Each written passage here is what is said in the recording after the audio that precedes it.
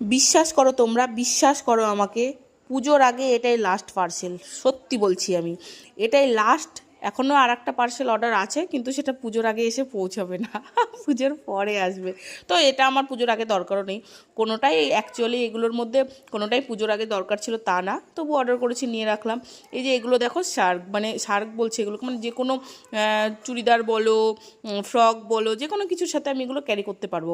আর এই স্কাই কালারের এটা তো ভীষণই সুন্দর, কি কালার বলে ওটাকে আমি নিজেও জানি না। আর এই জিনিসটা দেখছো যেটা, এটা হচ্ছে আমাকে গিফট দিয়েছে, মানে যেখান থেকে আমি নিই, যার মানে কাছ থেকে এই জিনিসগুলো নিয়েছি, সে আমাকে এটা গিফট করেছে।